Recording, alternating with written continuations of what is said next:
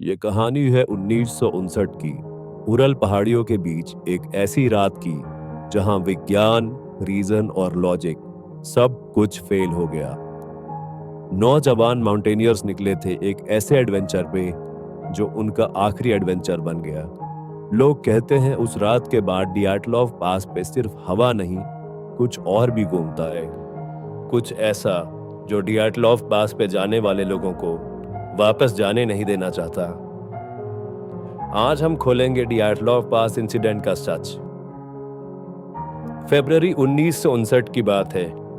Soviet union के Ural polytechnic institute के 10 students और ग्रेजुएट्स ने डिसाइड किया कि एक्सपेडिशन पे जाना चाहिए। इनका लीडर था इगोर डियाटलॉव, जो सिर्फ 23 साल का था, लेकिन माउंटेन ट्रेल्स का एक्सपर्ट। टीम के मेंबर्स बेहद एक्सपीरियंस, डिसिप्लिन और एडवेंचरस थे। उनका गोल क्लियर था, उरल पहाड़ के ओटोल्टन माउंटेन्स तक पहुंचना, जिसको मानसी ट्राइब के द्वारा कहा जाता था कि वो जगह जहां कोई नहीं जाता।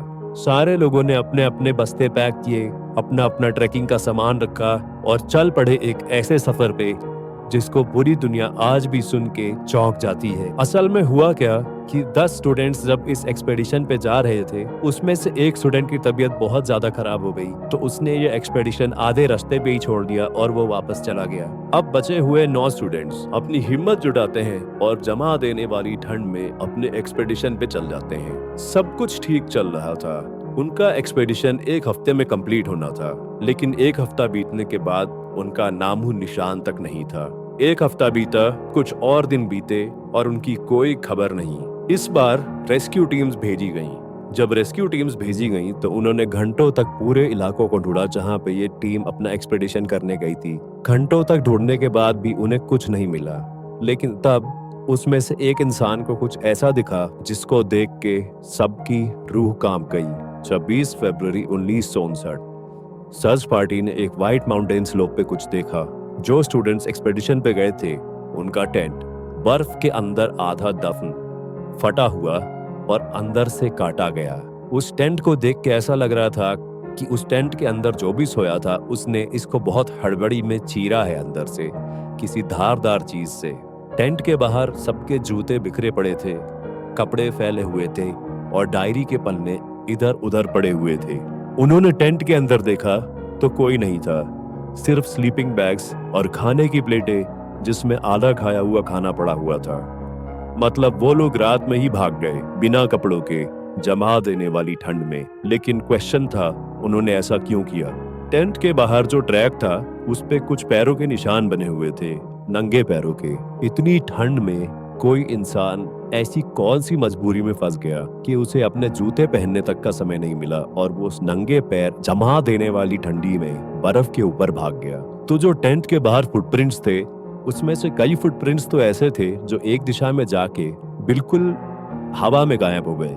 मतलब एक दिशा में जा रहे हैं फुटप्रिंट्स, उसके बाद एकदम से ही गायब हो गए। और इसके बाद सर्च टीम्स ने कुछ और घंटे पूरे इलाके की तलाशी की। उन्हें इतने घंटों ढूंढने के बाद 2 डेड बॉडीज दिखी। एक सीडार के पेड़ के नीचे, सिर्फ अपनी अंडरवेयर में। उसके हाथ जल गए थे जैसे किसी ने आग लगाई हो। और फिर मिलते मिलते बाकी सारे मेंबर्स की बॉडी धीरे धीरे मिली। किसी की छाती टूटी हुई थी बिना किसी बाहरी चोट के, किसी का सर ही फट चुका था जिसमें ऐसा लग रहा था कि बहुत ही ज्यादा किसी ने दबाव से इसका सर फाड़ा हो और इसको मारा हो।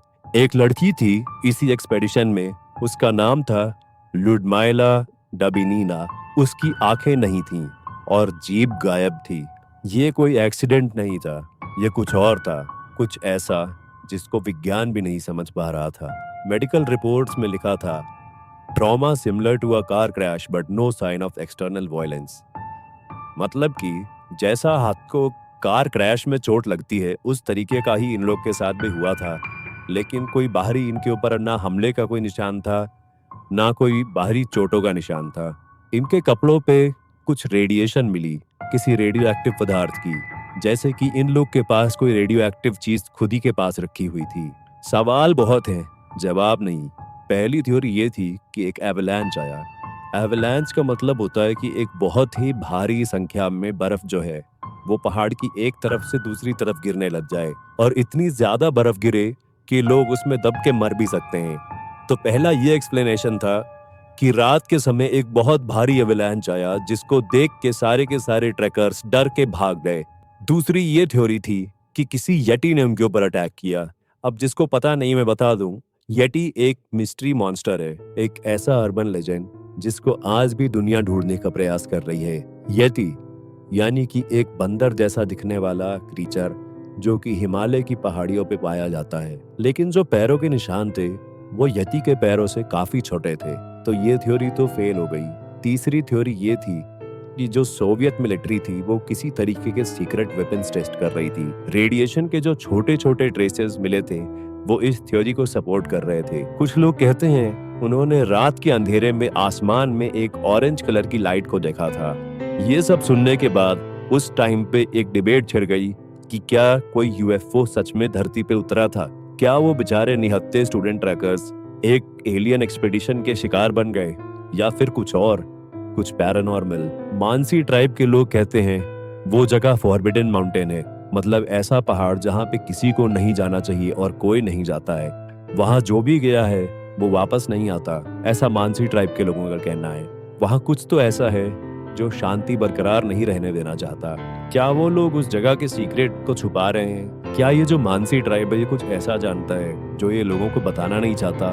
क्या इनका ही कोई कल्चरल सीक्रेट है जो ये लोग छुपा के रख रहे हैं? क्या कुछ ऐसा ही है कि जो मानसी ट्राइब वाले हैं उन्हीं ने इन लोगों को मार दिया हो? किसी को नहीं पता। ये जो माउंटेन पे सर्च थी ये कई महीनों तक चली। सारी की सारी बॉडीज मिल गई, रिपोर्ट लिखी गई। रिपोर्ट में जो लिखा था वो मैं पढ़ दे रहा हूँ। रिपोर्ट में लिखा था death due to unknown compelling force. Unknown compelling force यानी कि एक ऐसी शक्ति जिसे ना कोई जानता है ना कोई समझ पाया है, लेकिन वो बहुत ही ज्यादा शक्तिशाली है। क्या ये गवर्नमेंट का कवर अप था अपने सीक्रेट एक्सपेरिमेंट को छुपाने का, या फिर एक हादसा, या कुछ सुपरनैचुरल? इसका जवाब तो आज तक किसी को नहीं मिला है। जो ट्रैकर्स गए थे उनकी डायरीज में जो लास्ट एंट्री थी वो भी बहुत अजीब सी थी। उसमें इन्होंने ऐसा कुछ लिखा था, हम सब डरे हुए हैं, हमारा कोई पीछा कर रहा है, हमें डरावनी रोशनियां दिख रही हैं, और एक आखिरी लाइन, वी आर स्केयर्ड। आज भी डियाटलोव पास पे लोग जाते हैं पर वापस सब नहीं आते।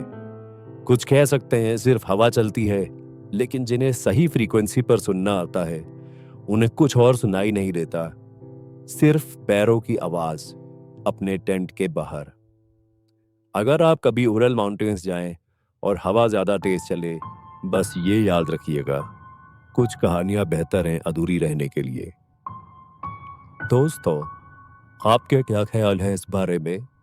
क्या जो भी कुछ उस दिन हुआ वो किसी एवलांच की वजह से हुआ, या फिर सच में कोई मिस्ट्री मॉन्स्टर जैसे कि यति उसने इन सब हरकतों को अंजाम दिया, या फिर ये सब सिर्फ कहानियां थी जो सरकार ने बुनी अपने सीक्रेट वेपन ट्रायल्स को छुपाने के लिए? कमेंट सेक्शन में लिख के जरूर बताइएगा। और अगर आपको ये वीडियो पसंद आई तो वीडियो को लाइक करना मत भूलिएगा। और अगर आप ऐसी ही और इंटरेस्टिंग वीडियोस देखना चाहते हैं तो चैनल को सब्सक्राइब जरूर करिएगा।